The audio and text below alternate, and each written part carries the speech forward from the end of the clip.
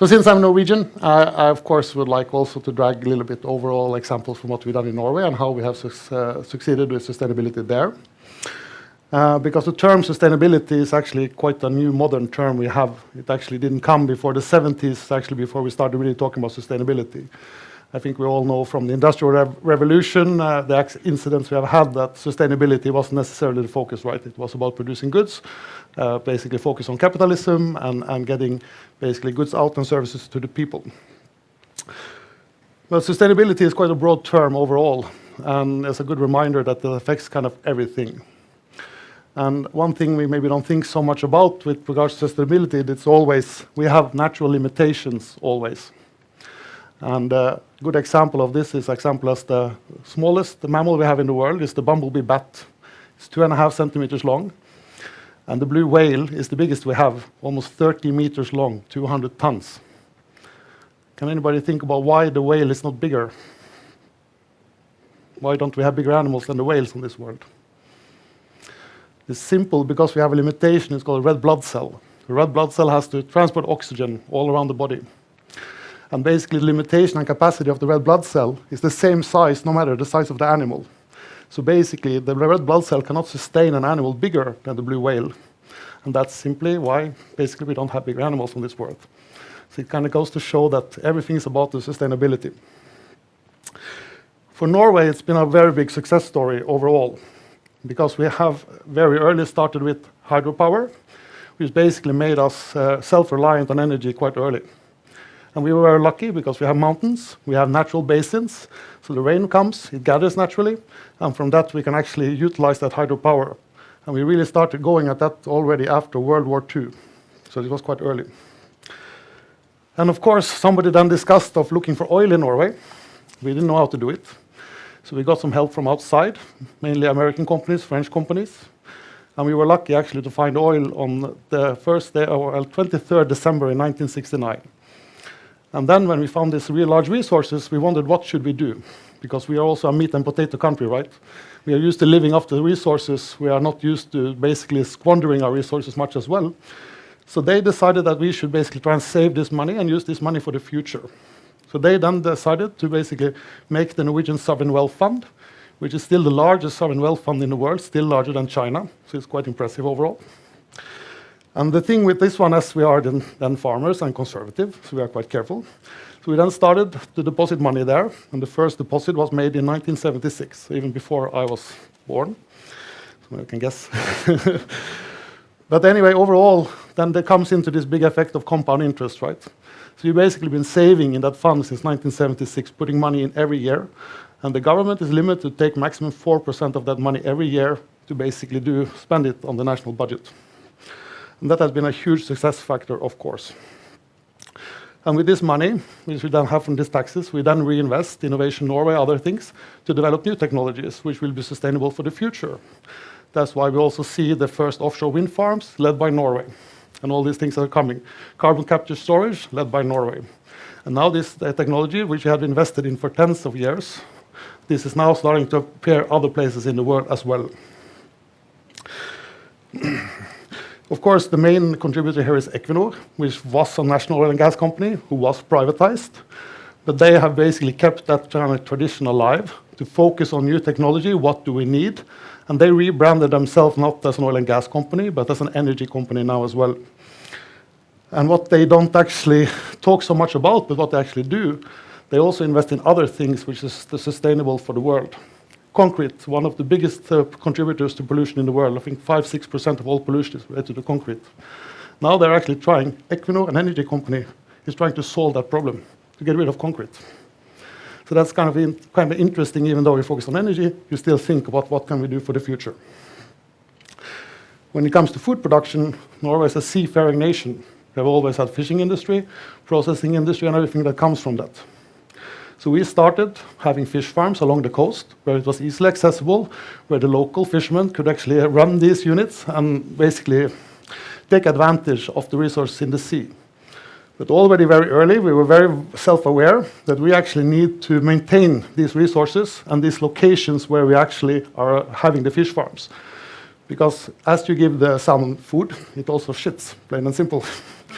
that falls to the bottom of the sea. That again ruins the microbiology in the sea. So we're very early on, basically they started putting restrictions. Okay, you have a fish farm. Every year you have to take your samples. How is the environment underneath your fish farm developing? And if this is not developing in a sustainable way, you actually have to stop, plain and simple. Then you have to take a pause, prove that it's safe to start operating again, that the biology in the sea is normal again, and then you can start producing again.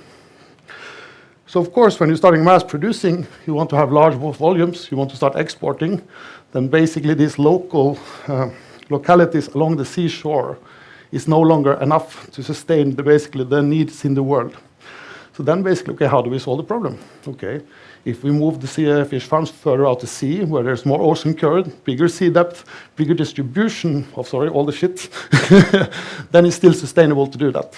So of course, that's what Norway is doing now.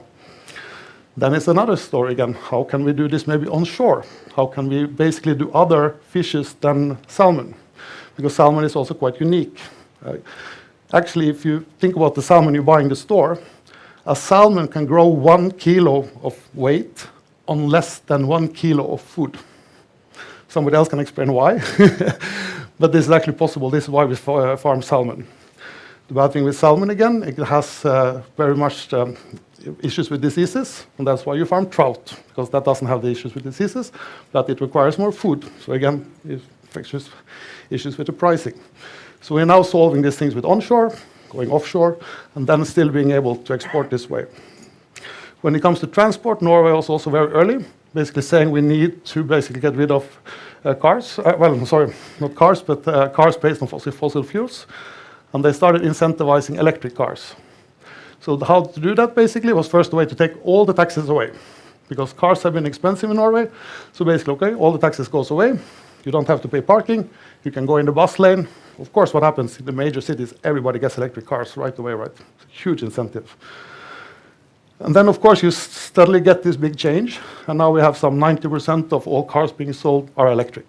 But it takes a long time, right? It's taken over 10 years to build out all the network we require for that, the grid required to support that, and also get it socially acceptable, right? And also now you see also the price of electric cars are dropping, right? You can buy electric cars today in Norway for 30,000 euros, which is very acceptable. But the first electric cars, the Teslas, I think they were still like 70,000, 80,000 euros in the beginning, even without all the taxes. Of course, they had lots of run-in issues. How to basically service all these cars. You need to have all your service worker for that, mechanics for that service station. We had some fires, we had some issues. But of course, we kind of got through all of that now. And now they're coming to the fact, okay, now it's going so well, let's take the incentives away. Now it's normal, and we can start basically say, okay, if you want a Porsche Taycan, you have to pay some taxes. We can't really fund that anymore. But if you're taking a Tesla Model 3, okay, you will still get that tax-free, because it's about being reasonable, right? So we have done very well when it comes to all of those things overall. Generally in the world as well, there's an attempt now to phase out the fossil fuels. But again, we are phasing out fossil fuels with rare earth minerals we need for batteries, right? So this is most likely just a transition phase. It's not probably a solution. I'm a big believer in basically nuclear power. You can always debate that. But again, hydrogen is hopefully the hope that will take us somewhere else, right, in the future to come. But there's still many issues to be solved overall. So when it comes to transportation, we will see what happens overall. But when it comes to general outlook also on economy in life, because now we have had the capitalism for quite some while, we've had Keynesian economics for a while, and basically now we see basically what we have been part of everybody else. Everybody remember 2008, we had a big issue, 2016 we had a big issue, now again we have a big issue, right? But how are we getting out of this situation we are causing, basically with inflation and all these other things? So basically the economic environment, I'm very glad we address here today, because that's also a big issue for the time to come. I read recently that basically if we have negative interest rate in the US now, to start to incentivize production again, and if we have negative interest of 1%, it will increase the deficit of US with $1 trillion per year per percent in negative interest rate. And a trillion is quite a big number. Does anybody have a good guess? If you have dollars to seconds, how many years is 1 trillion seconds?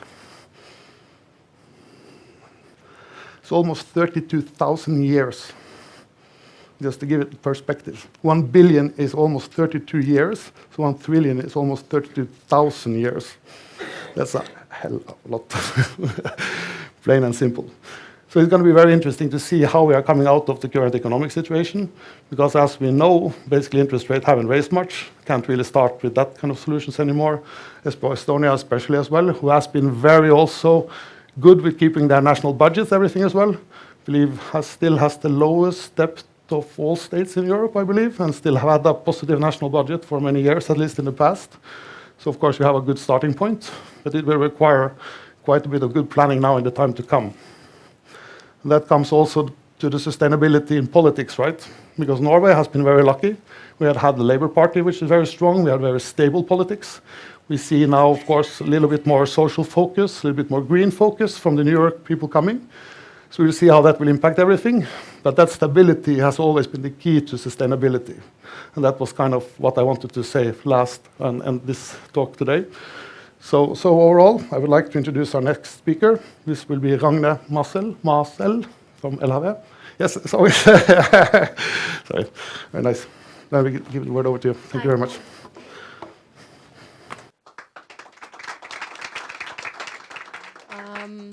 Clicker. Hello, good morning. Thank you for the introduction. A very good intro in general, very informative. My name is Ragne. I'm the head of ESG at LHV Bank and LHV Group. So we are the largest domestic financial group in Estonia.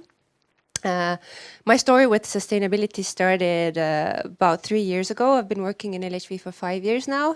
For the first 2 years, I was working on organizational development and change in general. And then I kind of got bored. I wanted a challenge. And boy, was that a challenge. So leading a small team and the ESG efforts at LHV. Today I will talk about organizations and how organizations can contribute to a sustainable future. Surely individual activities and the individual choices that we make up a lot of the impact of the world, but at the end of the day you can't really change the world by buying organic cucumbers and then riding your bicycle. There's a lot of impact that comes from business decisions, and behind the business decisions are companies, and especially large companies. And behind companies, there are still people and leadership. So I will kind of try to merge change and sustainability and leadership into one 30-minute exploration of my own experience. And I will just reflect on what my story has been in making that sustainability shift within an organization. First of all, the terminology. It might be a bit confusing. We hear a lot of different words and terminology around sustainability. We talk about green, we talk about green transition, we talk about sustainability, we talk about ESG. So I will just kind of jump into it for a couple of minutes and reflect on how I see the terminology. I will talk about ESG a lot in this presentation because that's closer to my heart as a terminology, and I kind of feel like ESG is a more comprehensive word to use when we talk about sustainability within organizations. There's a really good quote that I read a couple of years ago that green is a trend and sustainability is a mindset. So I think the word green has been overused in business and marketing, and we don't really understand what green is. And sustainability is more of a mindset. It's how you do things, how do you lead your company, how do you make your choices. When we look at companies, being greener should always be a part of your sustainability ambition, but the main goal shouldn't always to be green. It shouldn't be to always be green because we can't really define it, what a green organization is. Does it take into account the social consideration? Does it take into account leadership and governance considerations? Not always. So I think the word green is pretty dangerous to use, especially when you look at the different kind of litigation cases that we see today in asset management and financial firms as well. There's a lot of marketing and communications around companies saying how green they are, and I think we're kind of heading to a time where this can really have legal consequences when you say that you're green, but you can't really prove it. Green is not always sustainable, and sustainable is not always green. And good ESG management within a company does not always mean that you're green, or at times you're even sustainable as a company. A really good example, I think you can manage and do ESG really well within a company Even if you're, say, a coal mine, you can manage it, you can set your targets, you can be really transparent, you can measure, you can report, but it doesn't always mean that you're sustainable. So there's a difference between a well-managed sustainability and ESG within an organization and being green and sustainable. So what is ESG? For me, or how I've kind of worded in my head, it's a measurable, actionable and manageable form of sustainability. So how do you manage it? How do you measure it? And how do you make it actionable? How do you target set it? And how is it integrated within your company? And once there's enough data about ESG aspects and comprehensive information and understanding about the impact areas of a business, only then can these impact areas be managed, sustained, and integrated into business operations. So data and integrating sustainability within your business decisions is really the core here. If you have any questions along the way, just raise your hand. And here's the triple bottom line. Yeah? ESG. Yes. That's my next slide. So ESG, environmental, social and governance aspects. So, yeah, does it answer your question? Yeah, pretty good, right? Maybe I should have switched the slides. Environmental considerations have everything to do with, obviously, the nature around us. Climate change, waste and consumption, pollution, forests, water, health of the forest, health of the water bodies, carbon emissions and footprint. And when I'm talking about these aspects, I'm talking about the impact your business has on these factors. Social factors, everything to do with people within your organizations and people outside of your organization. Talent management, work environment, employee well-being, diversity, inclusion, equal opportunities, human rights, and community. And also clients, community and clients outside of your organization. Because if you do your business, there's always stakeholders externally that you affect and who affect you back. Governance is slightly maybe more ambiguous term when we look at the E and S factors. Governance has everything to do with how your organization is led and governed. Transparency and accountability of leadership, board independence and diversity, ethical business, risk management and compliance. So these are the factors. And good ESG management or good sustainability management would mean that you would be able to measure all of these factors somehow, put KPIs to them and target set. And what I kind of have learned during my 3 years of working on ESG, I think one of the kind of the sub-theme of governance, or even kind of the glue that sticks all of those factors together, is ESG governance. How is sustainability managed within your organization? Does it have a place in your organization? Does it have an owner? Is it strategically managed? In other words, how ESG is managed within the company. Is it supported by the organizational structure?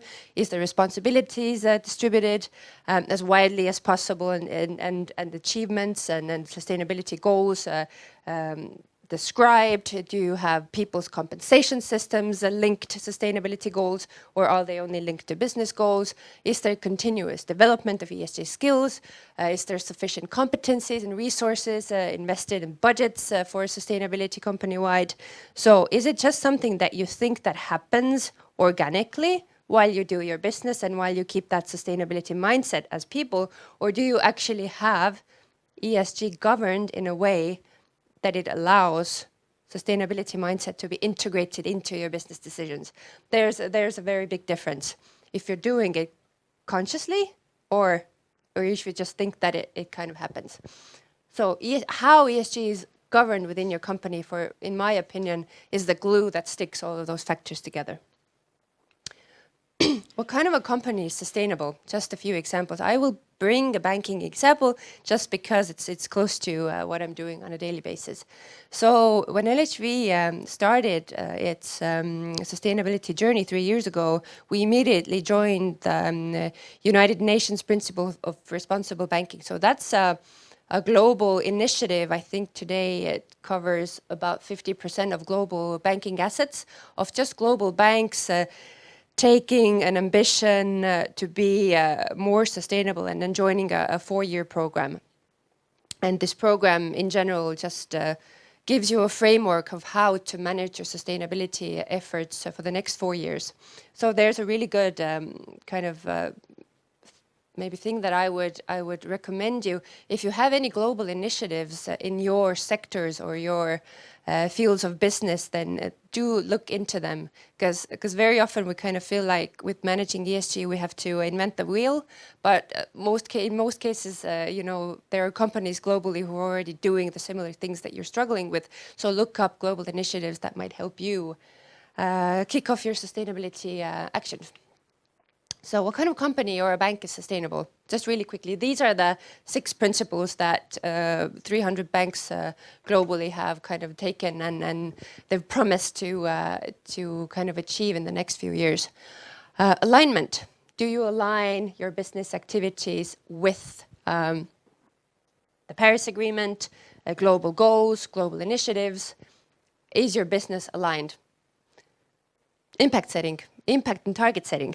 Can you measure your impact? Do you know where your impact areas are? Can you measure your clients? Can you measure your supply chain? Can you measure the impact of your business? And can you set targets? So a sustainable company can measure itself, measure its impact, and can set actionable metrics and measurable goals for sustainability and achieve them. A sustainable company can work with its clients and offer incentives for clients when they act more sustainably. And a sustainable company can offer alternatives to maybe kind of the regular products and services that might not be as sustainable. A sustainable company manages stakeholder relations and engages partners and experts. So I think when in LHV 3 years ago we started building our ESG strategy and drafting our policy, I don't think we have any other policy or strategy kind of made in-house where we gathered so many experts from outside of our organizations. People from different NGOs, government sectors, external experts, scientists, academics. You don't have to know everything about carbon removals or emissions or soil health or pay caps and diversity, but you have to be able to engage people who really are experts at their field. And that's what we did when we started developing our sustainability strategy. A sustainable organization aligns its organizational culture, structure, and governance to support sustainability goals. Does the organizational structure and management support sustainability being integrated? Do you have staff for it? Do you have the know-how for it? Does your leadership understand the issue as a long-term issue and not as a short-term marketing issue? Culture and governance is very important when we talk about facilitating change.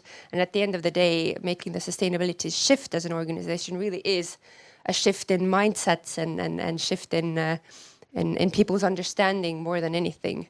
And an organization that is sustainable is accountable and transparent and reports on their progress honestly and regularly and adequately.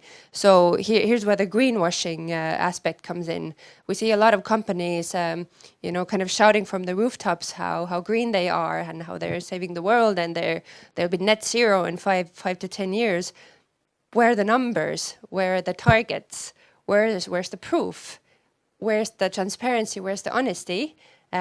So the transparency, accountability principles should, in reality, kind of differentiate the companies that are using sustainability more as a marketing effort and kind of set them apart from companies who are really honest in disclosing the data that doesn't even always show them from the more positive side.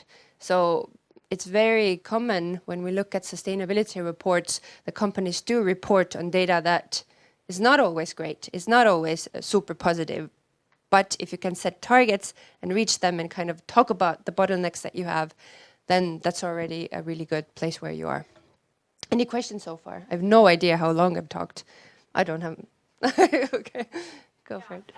Thank you very much. Just wondering what practical steps do you really do? Because at the moment it's still like a very Yeah. general, just to understand what the Haven really does in terms of So if we get into the very specific projects, like say that the people who work in my team or management, we currently have about 20 different project streams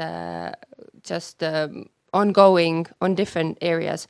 So at first we have different subsidiaries. LHV Group has different subsidiaries. So we have the asset management, we have the UK side, we have the insurance as well. The other subsidiaries are earlier on in their journey, but I guess the bank and the asset managers are more ahead. And the different projects that we currently have, like for example, a really big chunk is metrics. Like how do we actually understand our clients when they don't measure themselves yet? Like we have regulatory pressures where we have to start reporting on the impact of our portfolio in a climate where none of the clients measure themselves, measure their impacts, measure the impacts coming from their supply chain. So data, starting from proxies and estimations and going on to getting the data from your clients when they don't measure themselves. So once you get the data, how do you even calculate the financed emissions of your credit portfolio, for example? What are the methodologies? So we're working on calculating the financed emissions of our credit portfolio, for example. Next step, how do you set targets? Third step, how do you even understand which sectors are the most carbon intensive, for example? Does carbon excessive mean that they're also the riskiest sectors that you have? So building the risk management framework around ESG risk is also a really big chunk what we're doing.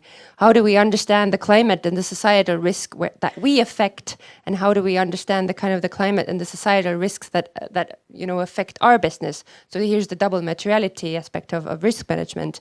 Governance and people. How much should we tie executive compensation with ESG targets? If we target set business against ESG, people won't be motivated to reach those goals if their personal compensation is only linked to business KPIs. So we're looking at governance and compensation, for example, and all the HR and diversity and pay cap part. Regulatory pressures. I think we're analyzing currently about 20 to 30 different regulations to understand what we have to do to even be compliant. It's a huge chunk of work in the financial sector right now. Reporting, disclosures. How do you adequately disclose everything that you're doing? Strategy making. Okay, now we know what we're going to do for the next 2 years, but what are we going to do in the next 8 or 10 years? So building this really kind of detailed roadmap for the next, I don't know, even 10 years maybe, or understanding where this field is going. So yeah, these are the biggest chunks. More concrete, I mean, do you really kind of evaluate the people and companies before you give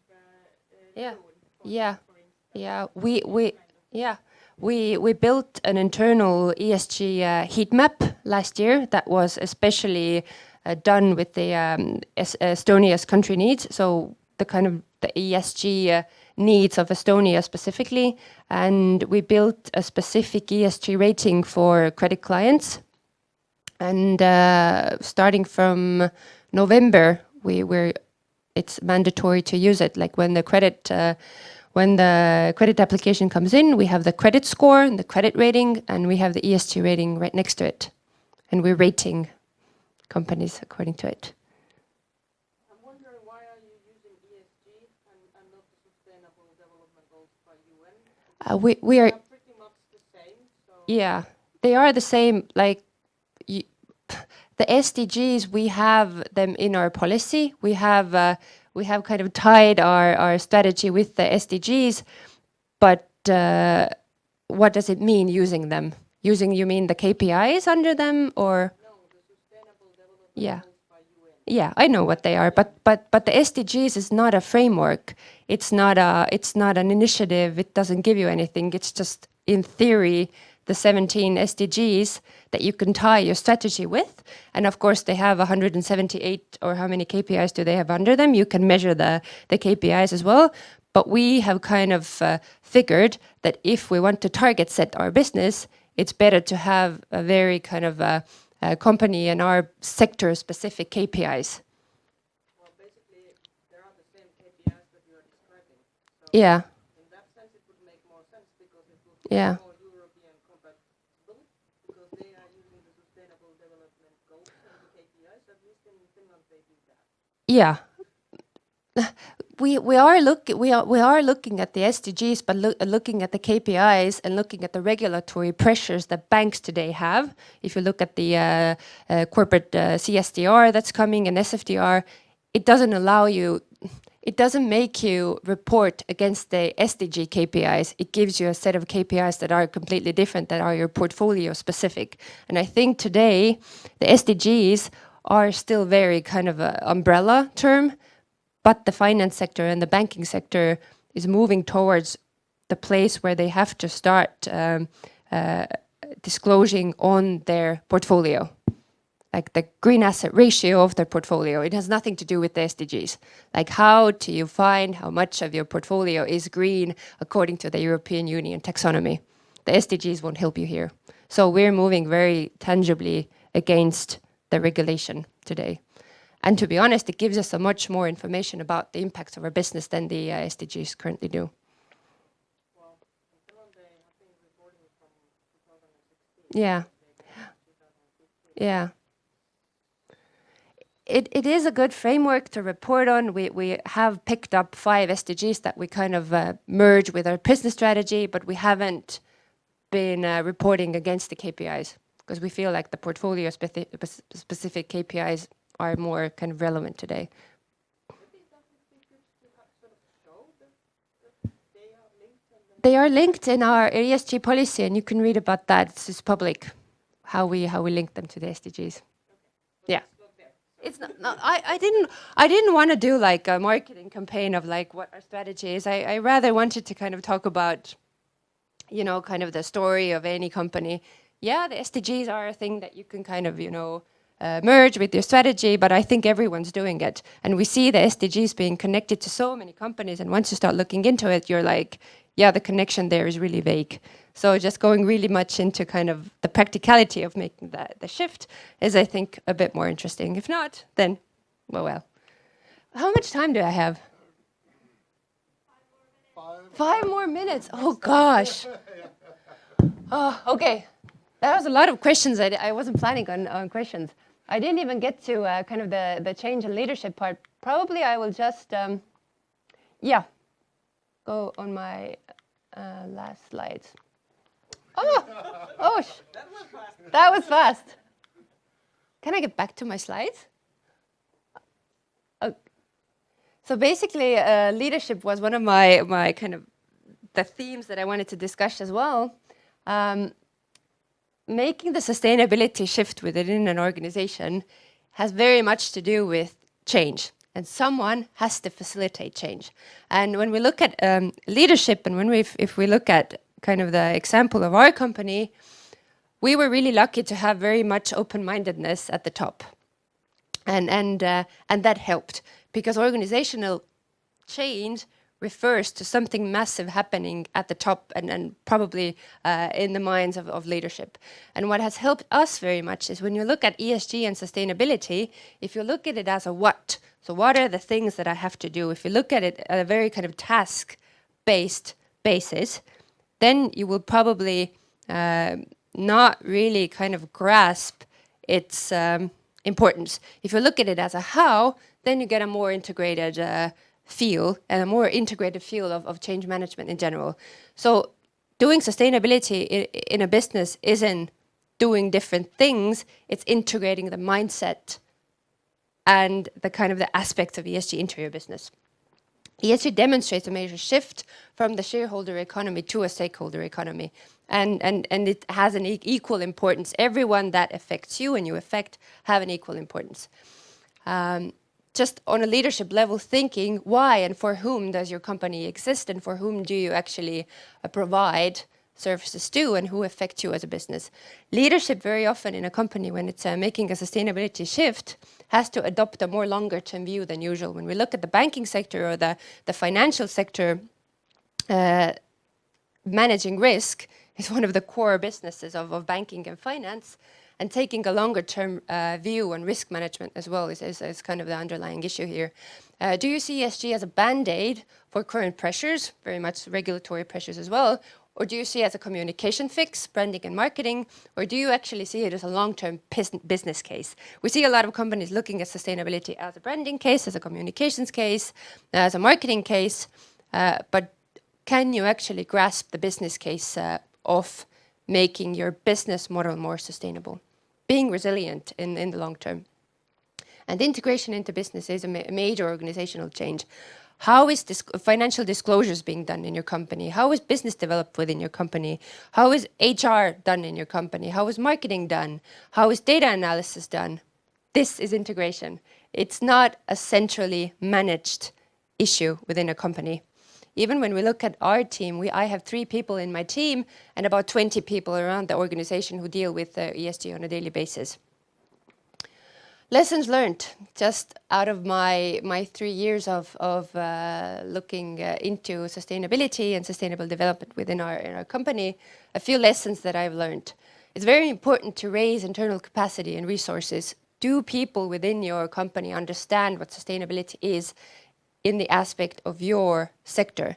I didn't know anything about it when I started 3 years ago. I started learning along the way and just understanding that the change from business as usual to a more thoughtful way of integrated sustainability isn't easy for everyone. So do you have the internal capacity to make the change? ESG is a change management project. It disrupts old ways of doing things and requires a cultural shift. Working with people, especially with the people on top. There's a serious lack of ESG specialist talent in Estonia. I don't know if it's the same in Scandinavia, probably not. But if you even look at the university in Estonia, not a lot of universities even teach green finance or sustainable economy. And if we look at the different courses that universities in Estonia have today, a lot of the professors who read these fields are practitioners themselves. They're from banks or they're from management consultants, and that leads to the fact that we have a lot of good environmental specialists in Estonia, societal specialists, but we don't have experts who work on corporate sustainability or ESG. And when we hire people for ESG, it's really difficult to find specialists. Good ESG governance is key. It needs to be integrated into the board, integrated into all processes. It cannot be merely centrally managed.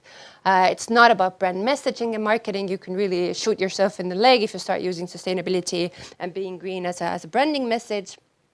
And at the end of the day, we hear companies and people say that the ESG is a massive game changer, but moving forward, I guess it is the game and it has to be uncomfortable, and this change will be uncomfortable because the way kind of we've been doing business won't suffice moving forward. It's just seeing a more longer term view than we're probably used to, and kind of thinking the same kind of values that we practice today and the services, the products as companies that we provide today, can we provide them in the same successful way 5, 10, 15, 20 years from now in the changing environment, whether we talk about the natural environment or the societal environment. That's it for me. Are there any questions? Very, very good energy. Well, before you leave, we have a little present for you as well. Thank you. And there's also a rumor you're becoming 22 again tomorrow, right? Today, yeah, sorry. Oh, sorry. No, tomorrow. Congratulations. Happy birthday as well. Thank you much for coming. Then we have the next speaker, Andres Veske from Greentiger. Yes.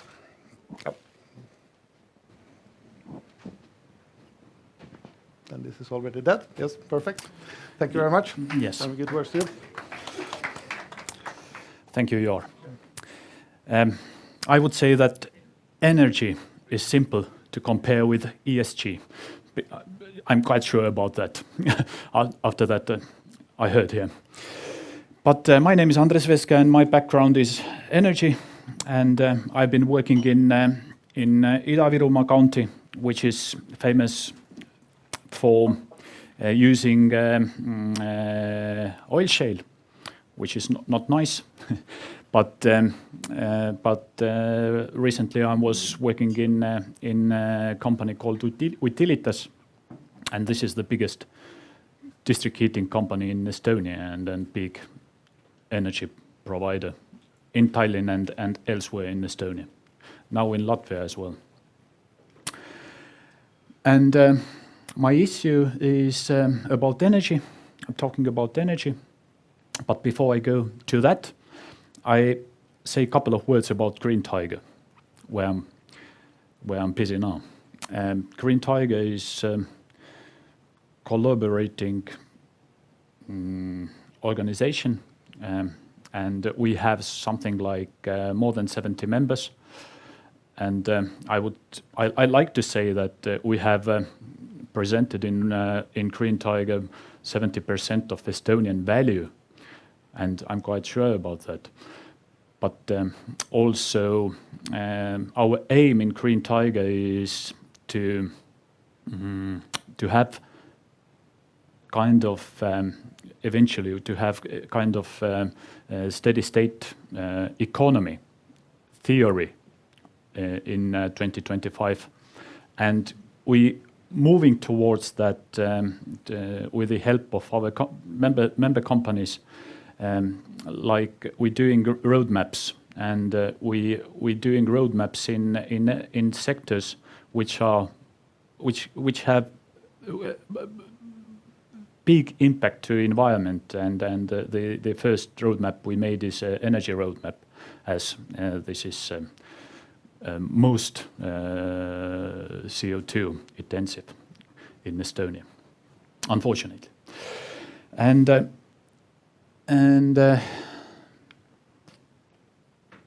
why are we doing that? It is simple, because this picture you have seen probably, this is overshoot day 22, and it means that if all the people in the world would live like Estonians live, we would waste all the resources what we have for 1 year. We have wasted it for March 17 already. So you can see how we're doing here. Well, unfortunately, we don't have hydro energy, and that's why. And last year we were somewhere in March 26, I believe, and now we've moved towards January because we're using again oil shale plenty, because the energy prices, as you know. Even in Norway, I noticed that the energy prices right now are something like 300 euros per megawatt hour. Yeah, but we are subsidizing, private people are getting subsidies. Everything above certain rate is paid by the government. Yeah, also in Estonia it is so, unfortunately, again, because it's not so nice.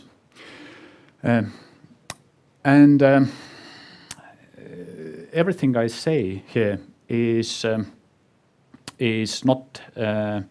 not everything happening yet, and this is the statement I have to say that everything we predicted here is reasonable. We can do it. Our companies can do it, but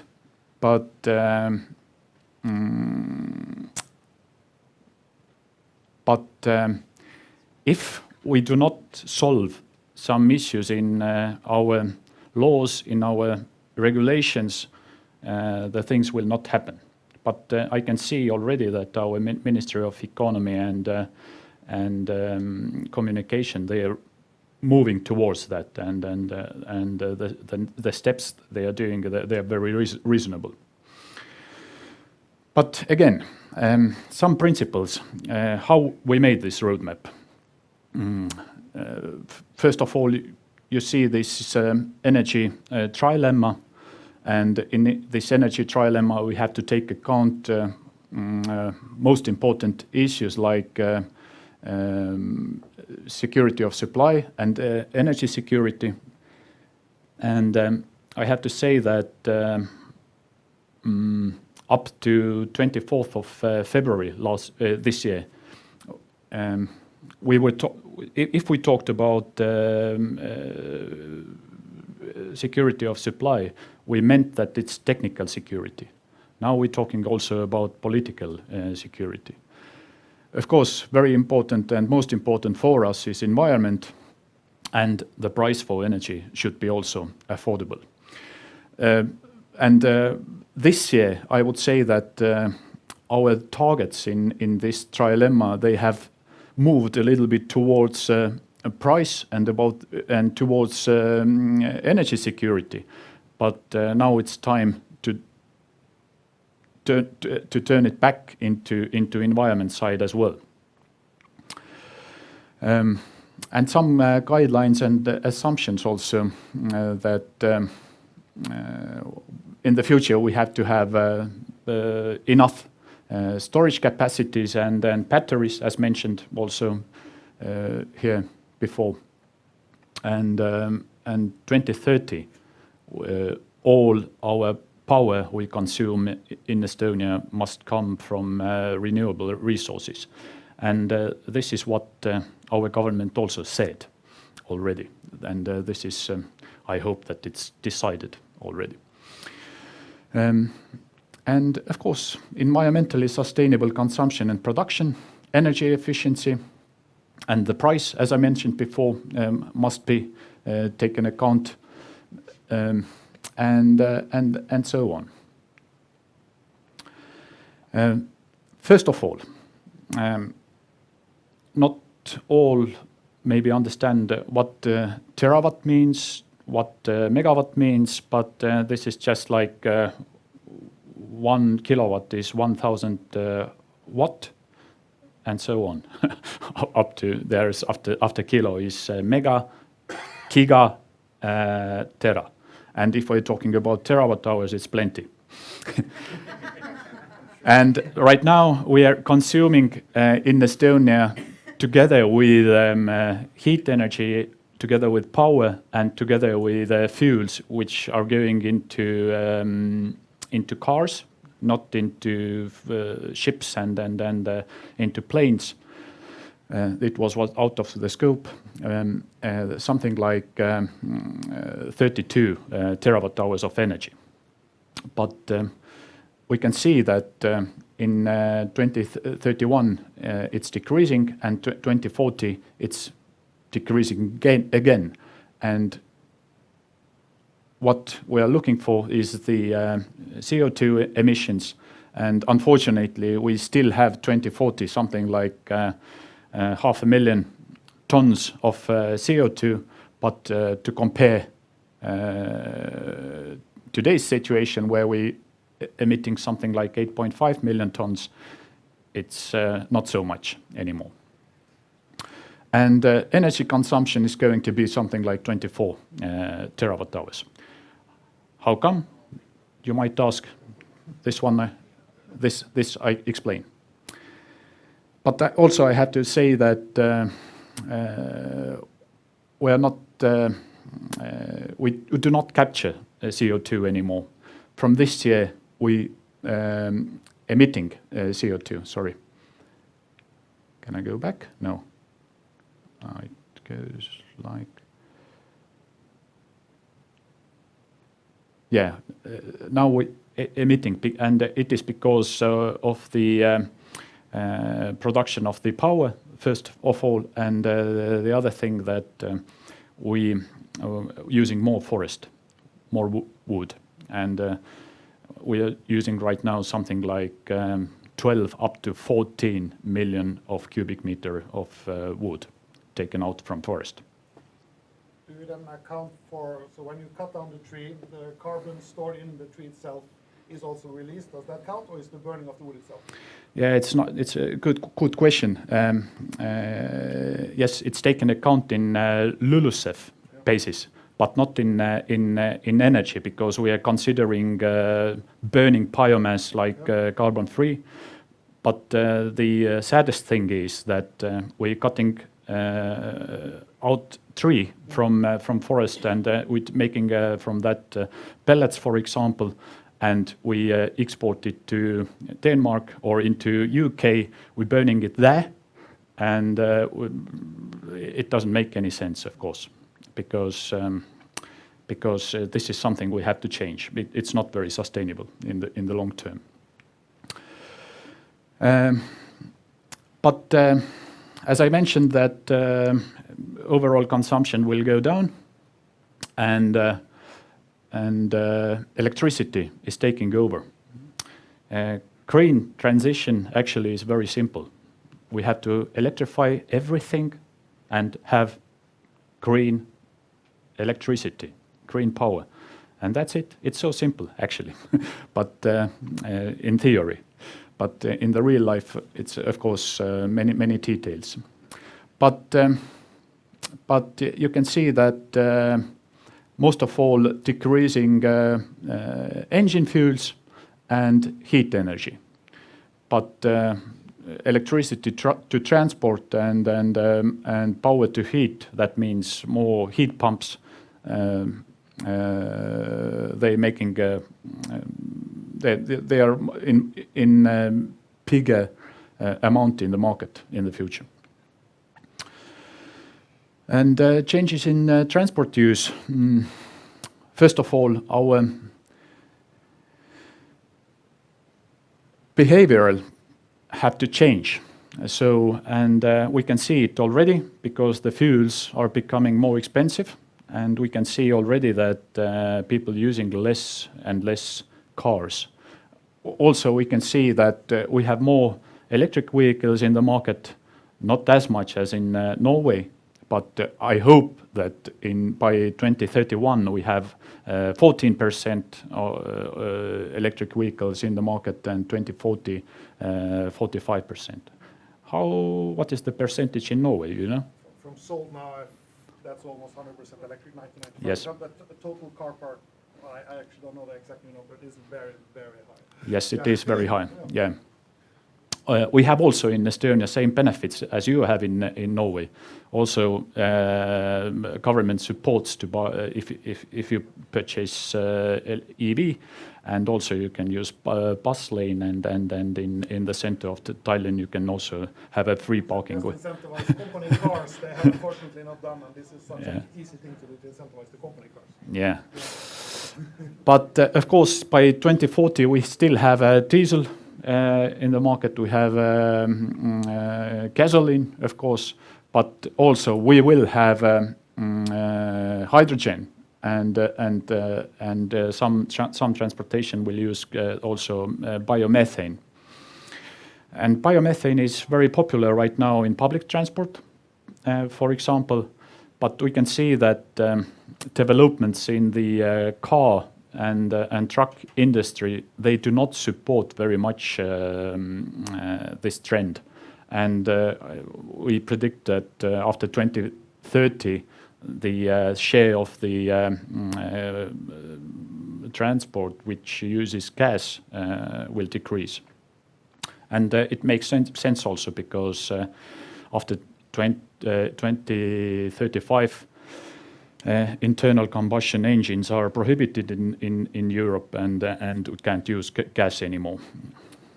But we can use, of course, hydrogen. But hydrogen cars usually are EVs, electrical cars. And yeah. But the transport actually also the reason why we have this 500,000 tons of CO2 by 2040, because some diesel and gasoline cars are still in the market. But also I wanted to point out that something like called e-fuels are coming into market. If you have any idea what is that, this is synthetic fuel which is made from CO2 and hydrogen. But this is the future.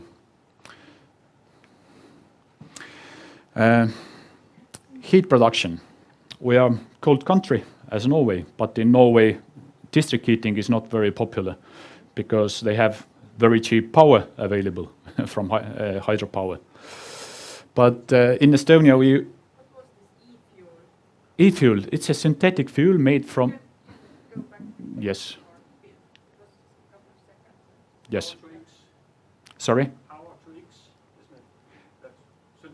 Synthetic, yes. It's a synthetic fuel which made from CO2, which is captured, and from hydrogen, mixed.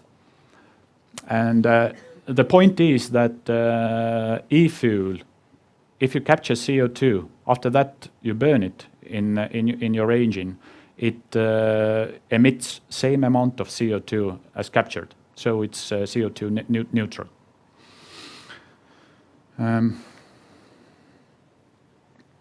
Heat production.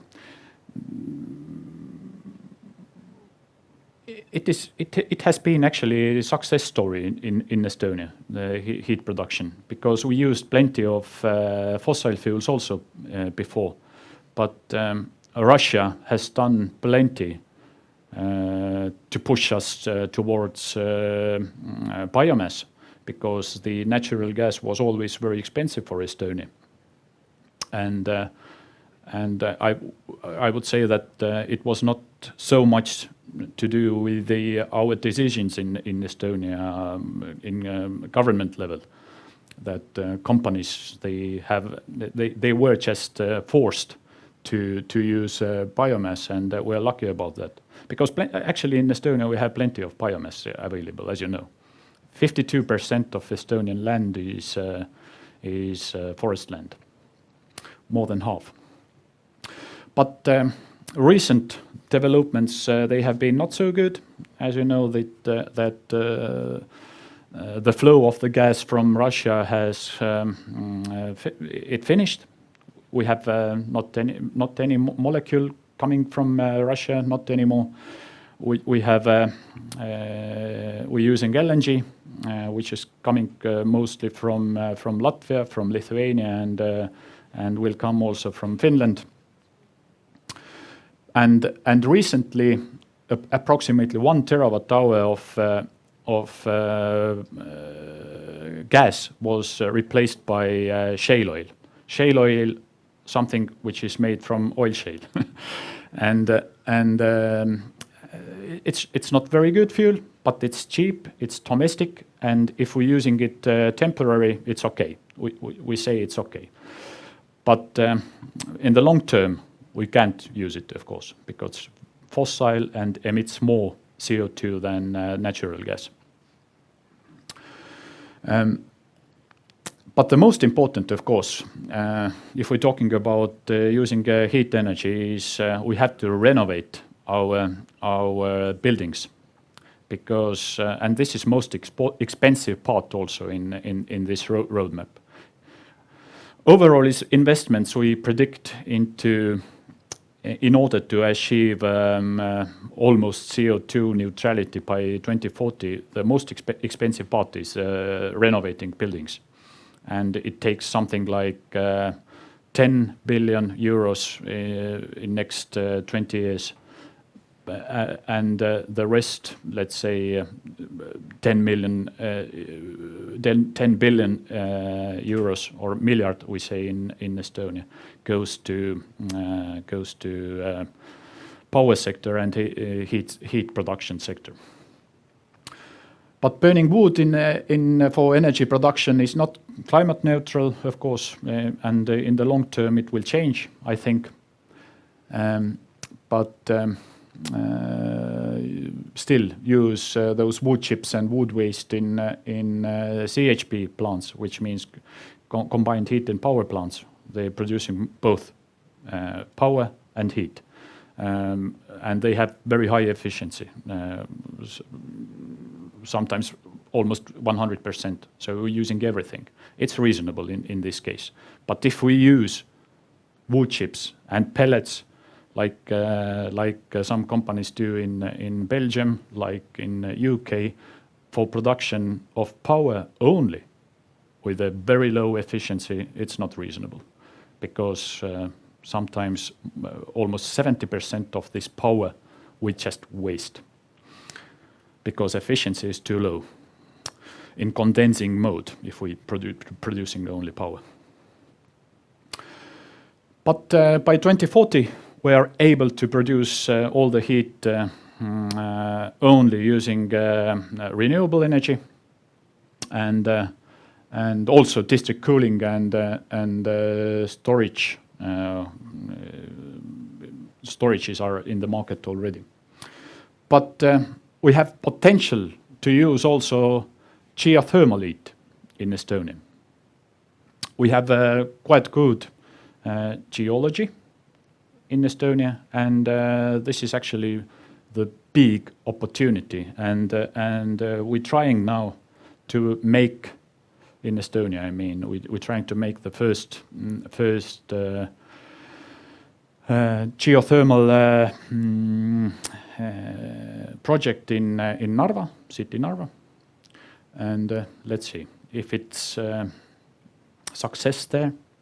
So I would say that it will be the game changer in not only in Estonia but in Europe.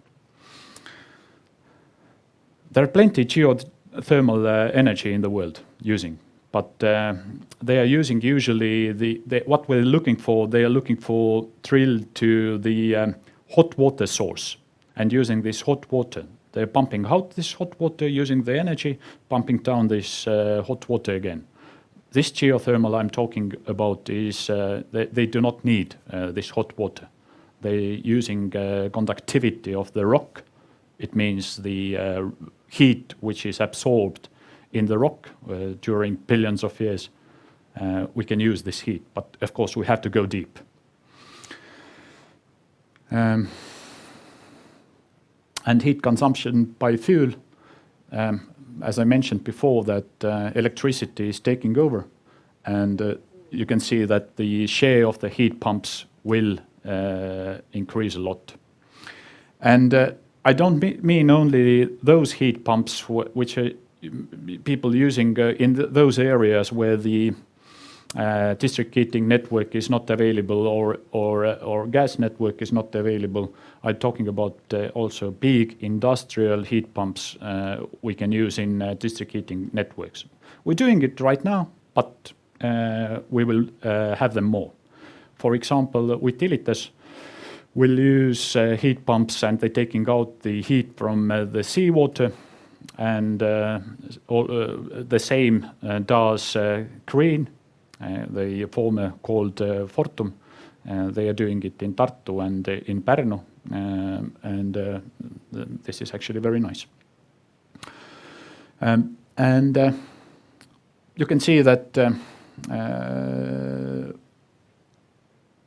as I mentioned, that biomethane in transportation will disappear, and we are lucky in heat industry that it goes there.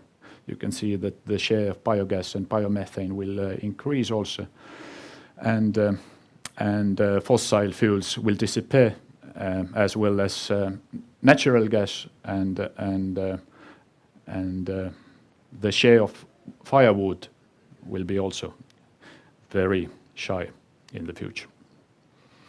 By the way, right now we can say that the trend is kind of vice versa, because people are buying ovens and the firewoods, because all the other heat methods are quite expensive, but also firewood is very expensive right now. But if we come to electricity production, first of all, of course, again, our way how we behave have to change, because in this year, it was 17th of August, we had power price, electricity price, 4,000 euros per megawatt hour. To remind you that a couple of years ago, the average price was something like 30 euros per megawatt hour. And now we had 4,000 euros per megawatt hour. And guess what? Nothing happened, almost nothing. I know that some supermarkets, maybe some sport clubs, they switched off ventilation, and that's it. But we almost consumed everything what electricity production offered into market. And this is something like I don't like, and that's why I don't like also that we're subsidizing consumption in Estonia. We had the situation where people started to think how to save energy. And we saw that during peak hours, the peaks were really cut off because it was expensive. People didn't use it, but not anymore because we are subsidizing. It's so-called, how it's called, this universal service, yes, universal service. It's something like 190 euros per megawatt hour. Everybody can buy it. It's quite expensive, of course, but nobody cares when you consume energy. And that's a pity. And we can see that in Estonia, the consumption by 2040 will be something like 10 terawatt hours per year. And it's possible, of course, to cover by renewable energy. And we can see also that already now our companies are willing to build up wind farms up to 4,000 megawatts. And this is plenty. And actually, to cover our domestic consumption, we do not need that amount. But in order, let's say, if it makes cheaper our energy and then gives also some export potential, maybe it's okay. But for domestic consumption, we don't need that amount of wind farms. And of course, we have to have also controlled capacity. That means which is manageable. So because the wind energy and the solar energy, as you know, it's sometimes we might not have it. And in those cases, we need also something else. But I show you later why we don't need nuclear power station. You are a big fan, I know, you said, but in Estonia, we really do not know it. Do not need it. Install your windmills and you will see what I mean. Yes, yeah. But here you can see that how electricity consumption will increase. Overall energy consumption will decrease, but electricity consumption, there is no doubt, will increase. And this line here shows you that right now we are importing energy from Finland mostly, which some of these energy is coming from Norway to Sweden, and from Sweden to Finland, from Finland to Estonia, and sometimes from Estonia to Latvia, and so on to Lithuania, because we are connected into one Nord Pool system. But if we develop our wind farms quick enough, and we started already, which is good. Right now we have only 340 megawatt capacity in the wind farms, but in the future we will have more. And very soon, I would say that maybe in 2027, we can already export the energy. But it doesn't mean that we will not import, because it's. I show you later why is that. And you see that the share of the wind energy is the largest in the future. And the fossil fuels will disappear. And this is agreed also by government that 2040, 31st of December will be the last day when we use oil shale. And I hope that not in power generation, but only for production of shale oil, which is reasonable. And in chemistry also, in chemical industry. But those capacities, what we will have by 2040, you can see here. We have we have this share of the wind farms. This is what we need actually for our own consumption. But if we add here already also the wind, which the power what we can export, so the picture looks like this. But you can see also that we have counted that we have batteries, and batteries on consumer side, but also we will have pump hydro storages.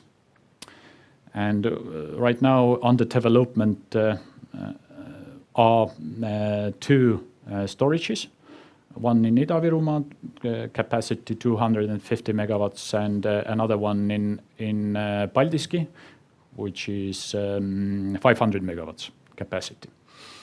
And but they are quite expensive, of course. And it makes sense to have this storage in Paldiski, for example, only if we can use this matter what we dig out from this reservoir in Rail Baltic railway.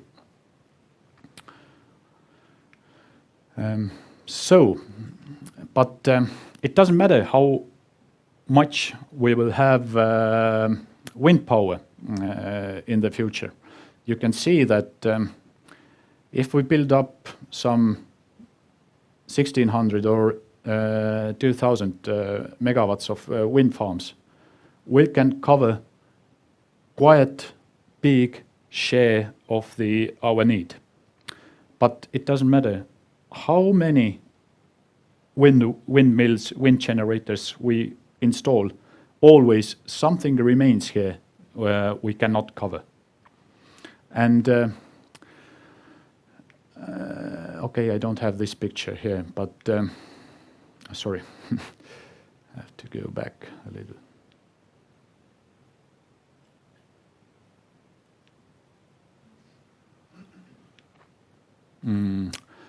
And it doesn't matter, yeah. But let's say we have already more than 2,000 megawatts of controlled capacity. That means manageable capacity. And eventually, if we have 4,000, for example, megawatts of wind farms, this share here is together with power stations, approximately 200 megawatts in the future. 200 megawatts. And for that, my ladies and gentlemen, we do not need nuclear power station in Estonia. 200 megawatts. We can have this nuclear capacity maybe in Finland, why not? To agree, but not in Estonia. We have in Estonia, we do not have knowledges, we do not have any, and eventually I can see that people do not want it also. So if your car park go 90% electric, that number is included? All transport Yes, sector? yes, Yeah, it's absolutely. absolutely yes. Oh, It is included. Yeah, it is included. So the future is like this, that we have in the future wind farms, as I mentioned before, that we have on the paper already 4,000 megawatts of wind farms, but for domestic use, we can, there's no more need than 2,000 megawatts actually, but quite a lot of PV panels are also installed in the future. Right now we have approximately 500 megawatts installed already in Estonia. And it is because, let's say, our environmental organizations and government, nobody just really didn't care where you install your PV panels, and that's why we have a lot. But in the future, I hope that the PV panels we use only maybe in industrial areas, on the rooftops of the buildings and so on, and we do not waste our agricultural land for the PV panels. And and I mentioned that we have already more than 2,000 megawatts of power stations in Estonia, and here you can see which are those power stations, and also the storages are here mentioned.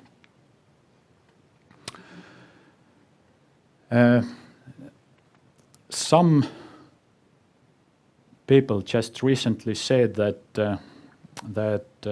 when the Russia quit the gas flow into Estonia, that let's have more wood then. Let's cut more. But I just wanted to show that our wood export is very, very big, and we exporting in 2020 we export something like 7 gigawatt hours of wood into England, into Belgium, into Denmark, and so on. And this is even more than we use or used before natural gas. So it's very easy to replace gas with domestic wood. And the last thing we have to do is to cut more forest. Some conclusion. What you have to take with you. That the best energy is the energy which not consumed. And that's why it's so important to renovate buildings, to have more economical cars, and so on. And one very important thing, of course, is also how we manage our consumption inside buildings. We have already smart network in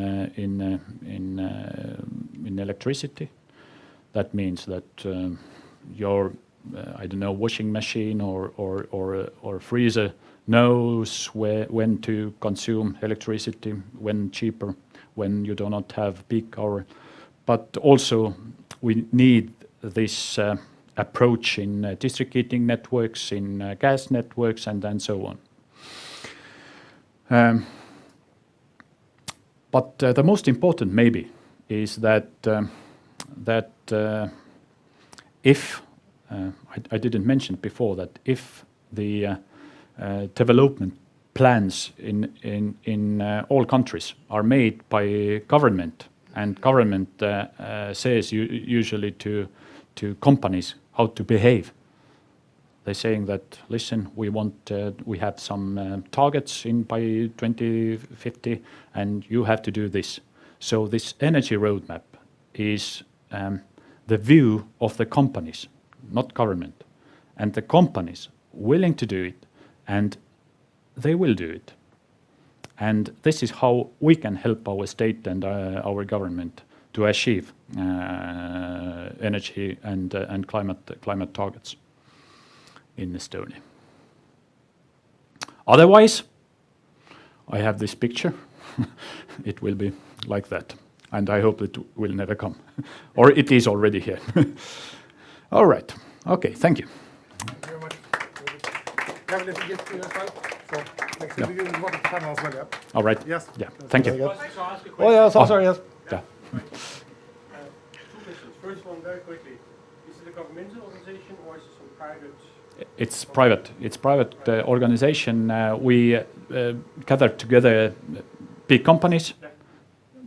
Let's say the companies who can influence into to policies, and this is our aim, as I mentioned before, to have this theory in like steady state economy. I will have a word with you afterwards, but I just shortly want to address one question I don't think we really focused on, but maybe you could just shortly explain about that. First of all, my name is Ole Rasmussen. I'm a Dane who has been a frequent visitor of the Norwegian arrangements. They're always better than the Danes. Today I'm here in the capacity of my new job, which this is the very first action in a company called European Energy. We are a Danish group of sustainable energy constructions, and Estonia is the last twig on the tree. So we're a newcomer here. So far, my understanding of all this about planning of sustainable energy is very much a matter of legislation and administrative practices, and that was what we maybe did not really touch very much upon. But I'm so happy to see your optimism about the wind energy here, especially on the background of what I've heard so far, that until now, what has been accomplished in Estonia in the field of wind energy is not very impressive. And one of the big reasons for that, as far as I understand, if you correct me, is that there are too many obstacles in terms of legislation and administrative practices. Is that something that has been changed, or is something that you are convinced that you're going to make change very quickly? We are on the way now to change it, and I'm serious about that, because government already has done a lot, because they realized also that if they do not change legislation, things will not happen. And this is, we are exactly on this way right now. And that's why I'm very optimistic. And the first wind farm is under construction already, started. So we didn't have this during past 10 years. None. Not one windmill was constructed. But now we started again, and I'm quite sure that we will have this capacity available by 2030 and by 2040. One short question. If we will soon have a surplus of wind energy, why didn't we see hydrogen as a solution in your energy slide? Yes, we didn't touch it very much, and because we do not know yet. Our companies who have made this roadmap together with us, they didn't mention it. However, for example, Utilitas, again mentioned, they will produce already hydrogen from surplus of energy what they have from CHPs, combined heat and power plants. And certainly they will do it also from wind power. I'm quite sure about that, but they didn't mention it. Maybe they do not believe for that, but I'm quite sure that the next wall, what we have from for energy roadmap, we will mention it more. And yeah. Estonia is the only country in Europe where Hydrogen Valley covers the whole country. And all these things, the same as I also spoke about, it's a very long transition, and it usually starts with the government. That's why I also mentioned the Norwegian political foresight, to have that steady political environment to support that sustainability action, right? And here in Estonia, it has, can we say it been wiggly? To be a little bit nice. So this long-term planning, right? It's been a little bit unpredictable, and that's when companies also say we are taking this is political risk. We are reluctant to invest because we don't see what the future. All right. Okay. Thank you. This is what you're fighting. Thanks again. Yes. Thank you. Then we have Ott Salma from Bisley as the next speaker. We have an hour, half an hour, so it's not one, so not too long. If anybody needed a toilet break or similar. Thank you very much. Thank you. All right. Let me just open up my notes real quick and we can start. But it was really cool to see LHV talking about the general approach, then Greentiger mentioning what the government is doing, and now I can show you what the one company is doing in terms of the practical aspects of actually saving energy and making in our case, making buildings smarter. Okay, so Bisley is a company that makes buildings smarter, as I said already. Okay, let me just jump right in. Actually, I'll skip this slide and I'll go here first.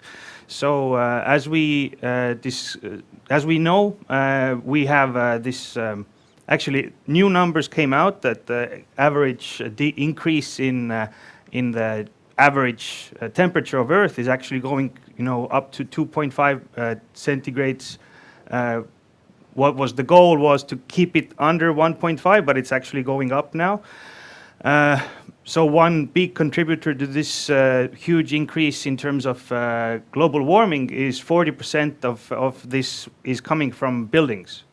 And if we look at how we can make buildings smarter and not, wasting energy and then the heat just escaping, then actually 5% of buildings are only 5% are actually intelligent. So we set out to actually solve it with a solution that's a smart building solution that we could save energy from there. But we are not reinventing the wheel here, because smart homes, smart buildings, everybody has heard a lot of it already, and maybe you have some experience with these things. Usually the biggest issues are that they cost a lot to set up. Secondly, they're very heavy in engineering to set up. So if you want to have smart access management, you want to have smart heating, you want to have smart whatever, it's always separate systems doing separate things. So you have 7 different apps or 7 different screens to manage different things. And then the whole thing boils down to bad customer experience. So people really don't want to waste time on using these systems that are kind of outdated and really management heavy. Okay, so now I'm finally getting to the internet here. Nope. Oh yes. So I can actually go back to the notes now. Wait, let me go back here. Actually, no, let's not. Let's talk about the cars. It's a good analogy comparison where when often we go to companies or people just talking about smart homes, and they say, leaning back, why are you, talking about things that have been existing for 20 years now? So it's true that it has been, but the same can be said about basically anything. And if we look at an E-Class Mercedes, then it has been, on the market for decades already. But if you compare the E-Class in 1986 versus today, then it's a different thing. So disruption in the car industry, is more visible than in the energy industry or even the smart buildings industry. Looking at heating and sensors and all the things that we can now set up were not available when we look at 20, 30 years ago what we were doing on the market. Okay. So we focus on 2 different aspects. One is residential. When you look at your home, quite self-explanatory what you could do in your home. And then we look at the offices as a second part. I'll show you 2 videos as well, so we can see one guy going from his home to the office and what they can do there. So I'll actually just now, next slide, I'll show it to you. But when we started in the market in Estonia about 2018 with developments. We did it together with TalTech University, and now once we started, only 4% of homes were actually having some smartness. But when you talk to customers, what is the biggest negative side of buying a new apartment? It's the smart home, because it's never actually really smart. It always comes with a lot of baggage, and you don't really understand how to work it. Right now, today, we are seeing the market that we will be covering 50% of new. Now we can maybe say 70, because many construction companies are kind of putting their construction on hold, so percentage will increase. But yeah, so we have about 500 apartments now that actually people live in. We offer support to, and 500 more to be added over the next 6 months, with like 10,000 in the pipeline in 5 different countries. And yeah, so I'll actually wait. No, I'll go to the video so you can see what the office version looks like. With the Bisley Intelligent Building Solution, the parking area entrance opens automatically as car number plate identification, geofencing, and Bluetooth beacon recognize you're coming. Or just use your smartphone. LED lights in your office are automatically switched on and off based on your preference and adjusted according to daylight level. For maximized well-being and productivity, Bisley Smart Sensors automatically adjust lighting intensity and color temperatures throughout the day. For comfortable and healthy working environments, smart sensors control heating, ventilation, and air conditioning. Fresh air ensures better performance and productivity. Bisley Smart CO2 Sensor measures the room CO2 level automatically and adjusts ventilation intensity smoothly and energy efficiently. Remotely set your preferences and manage your working areas from wherever you are. Compared to legacy lighting solutions, the savings from Bisley Smart Light Control can be up to 5 times. In case of modern LED lights, the energy savings are up to 80% depending on the automation level. Save your time and pre-order an elevator from your Bisley app or let Bisley Intelligent Solution to order it for you automatically.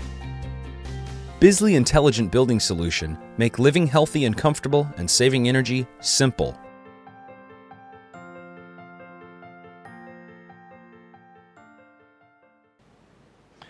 Okay, so it was a nice overview, but in my experience, what we have in our own office is, imagine I go into the meeting room, everybody now follows me into the meeting room, the curtain will automatically open up or close depending on the light outside, based on the whatever scenario we set.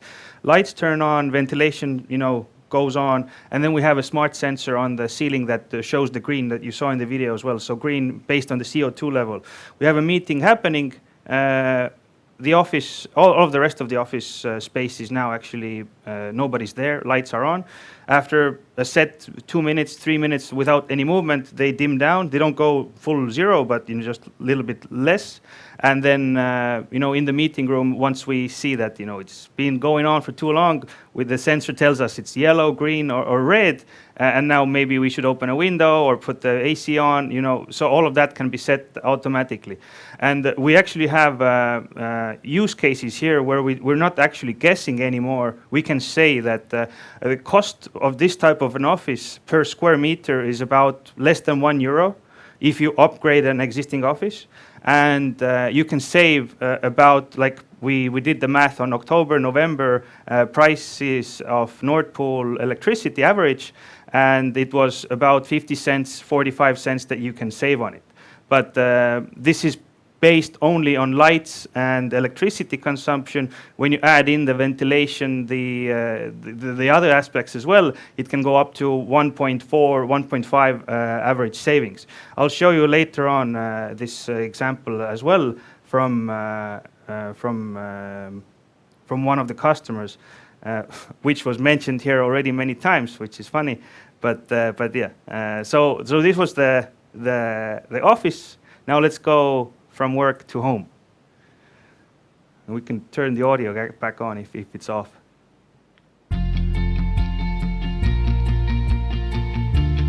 With the Bisley Smart Home Solution, your home is waiting for you. Entrance to parking areas opens automatically as your car number plate identification, geofencing, and Bluetooth beacon recognize you're coming, or just use your smartphone. Entering your home with Bisley chip, fingerprint scanner, or Bluetooth beacon functions is easy and safe. Fresh air is essential and ensures better quality sleep and performance. Bisley Smart CO2 Sensor controls the ventilation intensity smoothly and efficiently. Naturally, in a smart home, each month your energy consumption readings are delivered to your house manager automatically. Having running overview of your energy and water usage gives you possibility to make changes in your consumption behavior and keeps costs under control. All Lights Off button is a safe and energy-saving remote control solution in your smartphone, giving you peace of mind when you're not sure that all the lights went out when you left your home. Easily open a door to a courier or a child from wherever you are. You can easily check the list of visitors who came while you were away from your Bisley app or home wall display. Enjoy the modern and automatic Bisley Smart Home solutions that make your life comfortable and safe. With fully automated Bisley smart lighting, your energy savings are up to 80%. Your LED lights in your home are automatically switched on and off based on your presence and adjusted according to daylight level. Bisley Intelligent Building Solution make living healthy and comfortable and saving energy simple.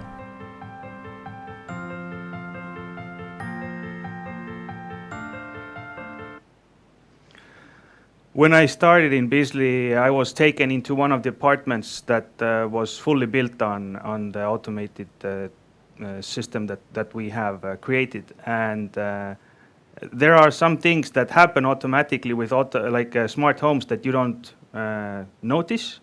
The only time you notice them is when you're used to them and you don't have them anymore. It's kind of the same in Estonia when you have your smart ID, mobile ID, whatever, everything is happening very easily, and then you go for 2 months, I don't know, to Portugal to surf, and then you're like, oh crap, how do I do this or that, because everything is, I'm used to things kind of happening in the background. So I walk in the door, I open the door, and then the elevator comes down. Usually I go there and then, okay, so it was a happy accident that the elevator was here, but it's actually smartness built into the building. And the key element here is that this is not something unique or crazy that we came up with, but the problem with the solution that we are solving is that you have one production or one company that produces the keys to access management on the doors. You have other companies producing the elevators. Then you have third companies producing, ventilation systems. So everybody's doing their own thing, and all of them can be like, hey, you can use my app to open the door. This is not something, crazy unique. But making them connected to each other, this is something that none of those really want to spend their time on, because their added value is that they want everybody to use their own system. So what we have actually done is obviously four slides away here. I'll just go to it. Is one single cloud platform that actually puts it all to one place. And we have our own proprietary hardware, obviously, so we can, put it into buildings. And then we have the smart platform in there as well. An example of how, how well it has been received by the market is that with Bonava, a real estate developer who's quite big all over Scandinavia and Nordics and here as well, they did a test with us and one competitor. Obviously, if you know the market, you probably would guess the name, but I won't name it here. They made 4 new buildings, 2 with our solution and 2 with another one.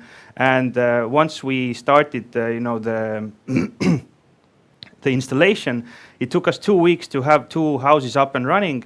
And then the other 3 months later, we're still having troubles with it. And the installation time from our side, if you look at the cost of what it takes, basically makes our solution work smarter and faster, and also is like at least 2 times less, costing less. Hate to say it, cheaper. It's a bad word to say. We pay less or we cost less, but it's actually not because we just get our people, from cheap labor in countries. It's just that the systems are built in a way that there's no need for that much manual setup anymore.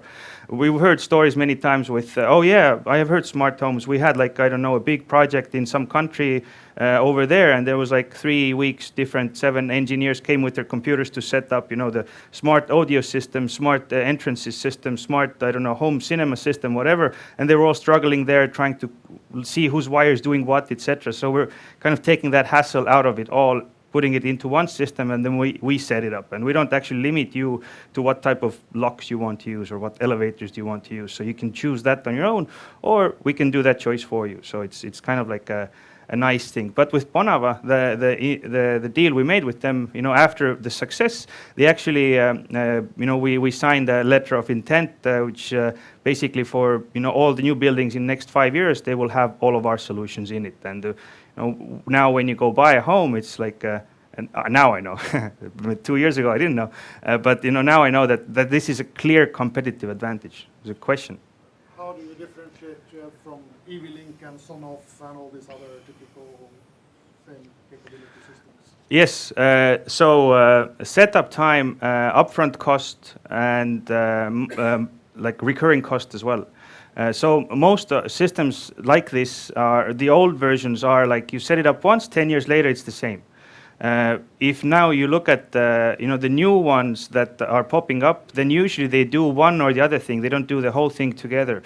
In Estonia also we have like competitors that when you look at it at first glance they seem like similar companies, but we actually don't go into like existing buildings that have crap systems and then put some stuff on it and then say it's better. It's actually not. So we need to go a little bit deeper. It takes a lot more time, but the end result is better. So those three elements that I brought out would be the key differentiators. Controller area, you're still using the old communication protocols, yeah? Of course, yeah. That's because of the wiring. We don't really control what wiring people use. So like these are the standard ones. So let me go to this part. What differentiates us from the competitors? That's my next slide. One cool thing is that we have our own patented system of how we make or construct a building. So it starts from the sales process where I don't need to be an engineer or technically inclined to actually give you a price quote. I just need some data from you if you're building an office or a residential building, or if you have some office building that you want to retrofit. And I configure everything here. It creates a digital twin of the building. Also, this is not something that is unique. You can do that with different technologies as well. But now what happens here is that we can now, once this price quote is accepted, we automatically can send this information to manufacturing to order the details that are now needed for installation.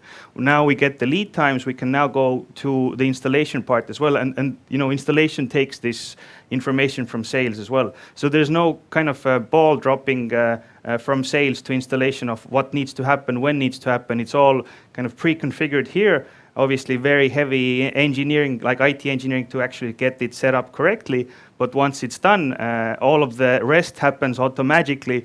When installation guys go on spot, there's no real hassles of, hey, did I actually get 3 or 5 of those controllers or sensors or whatever? And then at the end of this all, we have a building management systems as well. So the BMS, building management system, this is something that is not new on the market. But what it enables us to do with all of our sensors and things is with the existing clients, we have had, so the building management, when you build a residential building, you need to have your warranty period of 2 years or whatever you want to offer, but the legal minimum is 2.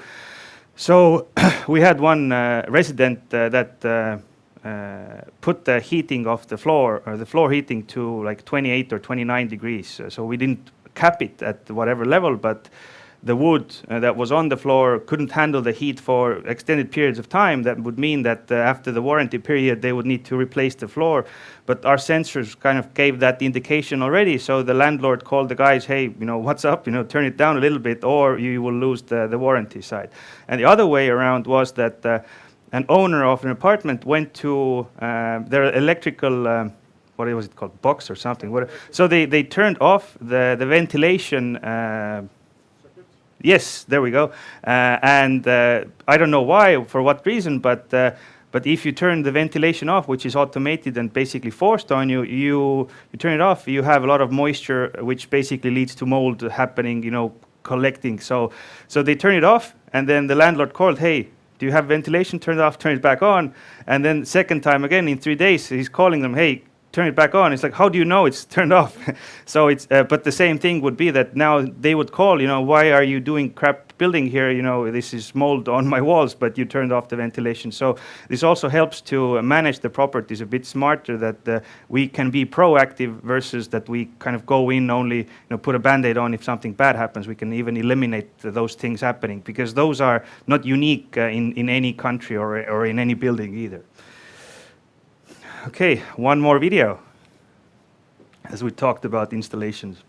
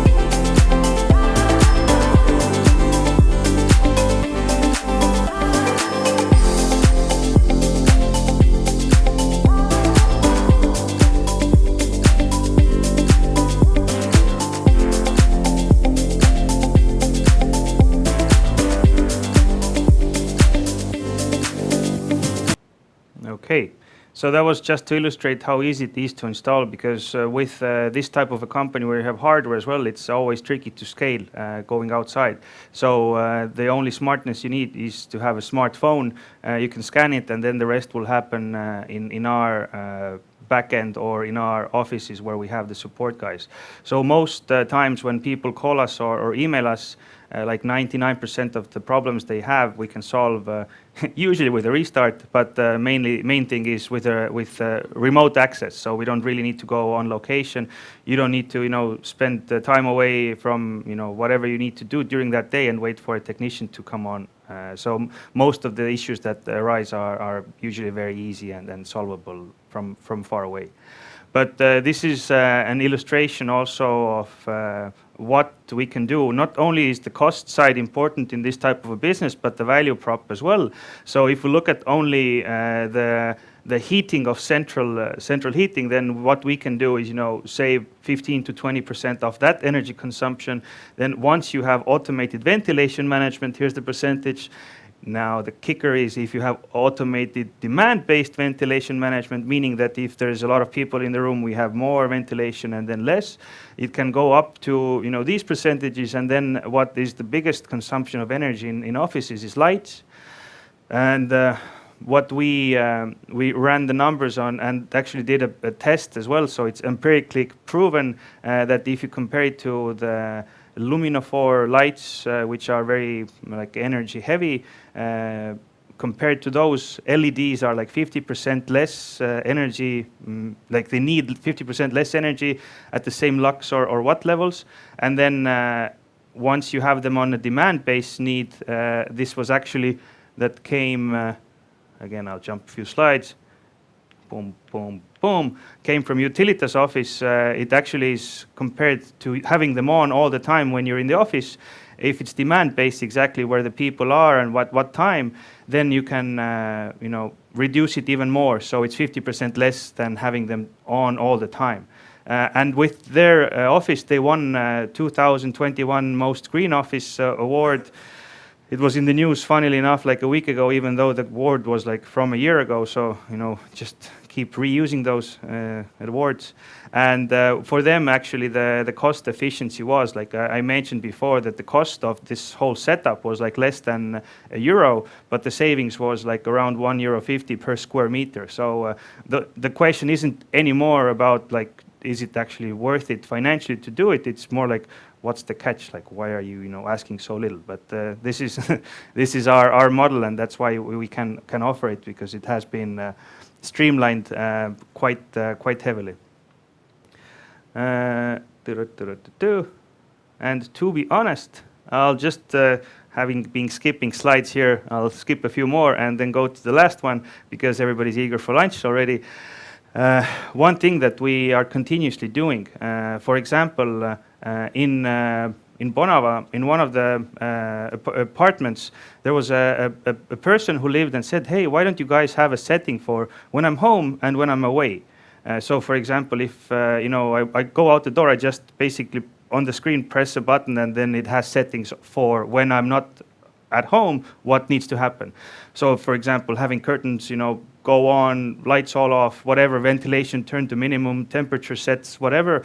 And we were like, yeah, makes total sense that you should have it. And now we did this development, we upgraded it, and everybody who uses our system have their screens at home, at offices, have this small button up on the left-hand side, which is basically home or away, and then you can set those scenarios. And these scenarios are very undervalued, but they are really cool, because once you set them up, you can forget about it, and then it automatically, basically does whatever you asked it to do.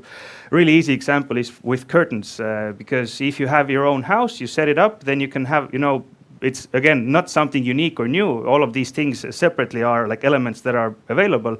You can have a light sensor outside, and when it drops to a certain level of darkness, then all curtains go, close, or all curtains open. So it can be both ways that it happens, but you set it up once and you don't care if it's December at 5 o'clock already dark, or it's June and midnight it's still light out. So it actually automatically adjusts to the light outside, what it does with the curtains. just one small example, but for this slide, the goal was that we connect all different elements of the bigger things in it in any building. But the main idea that why I brought it out was that acting as this aggregator of data and integrator of systems enables us to actually provide the maximum energy savings. Because our CEO just went to Japan to kind of talk about this, and this is a big thing there because they have all different smart systems, but there was a case in one apartment where it's like 9 different screens on the wall, 9 different systems for 9 different things. And when we talk about aggregating all of these together, it's like, wow, it's like next level, So this is all the basics that I've been talking about, obviously, in the platform, but when we talk about things that are going to happen in the future, I don't know, you have a smart iron or a smart vacuum cleaner, not only the robot that goes around, but maybe some other smartness. Whatever happens in the future, we don't know. But we have been building this system in a way that if it comes to it, we can actually, integrate your smart irons or whatever to our system, and you can actually use them. So that's the main idea, is that you don't have to set it up today, and then 10 years later, it's like, okay, now I need to update or upgrade. It's actually upgrading, on its own all the time. Question was, yes. Yes, so you don't have kind of users in the system and geofencing. So when I leave the house, then my phone is geofenced to this location? No, we don't have it, and we have been kind of advocating against it because it might mean that if you walk past, let's say, your door, and some steps happen because your phone beacon kind of gave you are near this area, now we kind of open doors or whatever we do. So there's this risk, and also because phone beacons from phones with Bluetooth have different ranges. It might be 2 meters, might be 20 meters for different phones, and that makes it a lot more complex to actually do it in a way.